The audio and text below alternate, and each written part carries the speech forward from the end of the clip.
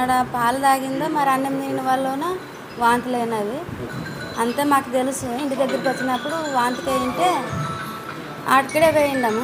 ఎప్పుడు జరిగిందమ్మా? 3 గంటలకు సార్. అంటే పొద్దున్న నార్మల్గా పోయినారా? పిల్లలు బాగున్నారా? మామూలుగా పోయినారు సార్. అప్పుడు పొద్దున ఏం లేకుండే. అన్నం తిన్నప్పుడు జరిగిందా లేకపోతే పాలు తాగడం వల్ల జరిగిందా? ఎప్పుడు జరిగిందో తెలియదు కదా సార్. మేము ఇంటి దగ్గర ఉంటాము. వాళ్ళు పాల వాళ్ళనో మరి అన్నం వాళ్ళనో తెలియదు మాకు. ఇంటి దగ్గర 3 గంటలకు పిడుస్తారు కదా పిల్లల్ని. అప్పుడు వాంతులు అవుతుంటే ఆటకే పోయినాము.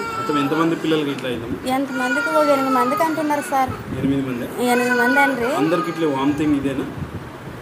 అందరికి ఇదేనంట సార్. వేదులేం లేవంట. వాంతులు ఒకటే అవుతుండవి. అది ఎందువల్ల మాకు తెలియదు కదా సార్. మేము దగ్గర బాగుంది సార్. ఇప్పుడేం వాంతులు లేవు. మీ ఊరికి డాక్టర్లు వచ్చినారా చెక్ చేయడానికి? వచ్చినారు. అందరు అధికారులు కూడా వచ్చినారు. ఇప్పుడేం ఇబ్బంది లేదు. ఏమి ఇబ్బంది. మీ పిల్లల కండిషన్ ఎలా ఉంది? బాగుంది సార్. సాయంత్రం 3 గంటలప్పుడు వాంతులు అయినావు కదా. ఇప్పుడేం వాంతులు ఏం లేవు. కప్పి నాగలాపురం. ఏం జరిగిందమ్మా పాప? వాంతికి లేను. ఎప్పుడు అయిందమ్మా?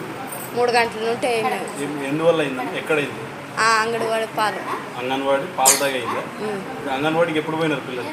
డైలీ పోతాను. ఈ రోజు ఒకటే అయింది. ఏమంటే ఏం వాంతులు చేసుకుంటే పాప? వాంతి చేసుకుంటే కొడుకుని వస్తుందట. ఎంతమంది పిల్లలకి అయింది? ఎంతమందికి అయినారో తెలియదు. నా పెళ్ళిళ్ళు చూసుకునేకే అలా అయింది. ఊర్లో అందాజు ఎంతమంది ఉంటారు? ఒక 15 మంది ఉంటారేమో. అందరికి ఇట్లా వాంతులు చేసుకున్నారు? వాంతికిలో అందరూ వాంతులు బేదులు చేసుకున్నారు. బేదిగేం వేయలేదు. వాంతికి అయిందేమో. కొడుకుని వస్తుంది అంటారు. ఇంటి పక్కల వాళ్ళు నా 3 పిల్లలు చూసినాను. ఈ పిల్లతో 4 అయినారు. ఆ గేర్లో పోతే ఏమో తెలియదన్న. మీ ఊరికి వచ్చినారా అధికారులు? ఎవరు వచ్చినారు. చెక్ చేస్తున్నారు. చెక్ చేసినారు. డాక్టర్లు కూడా వచ్చినారు. ఇప్పుడు మీ పాప కండిషన్ ఎట్లా ఉంది? బాగుంది అంటారు. ఇప్పుడు బాగుంది. ఏమి ఇబ్బంది లేదా? ఏమి ఇబ్బంది.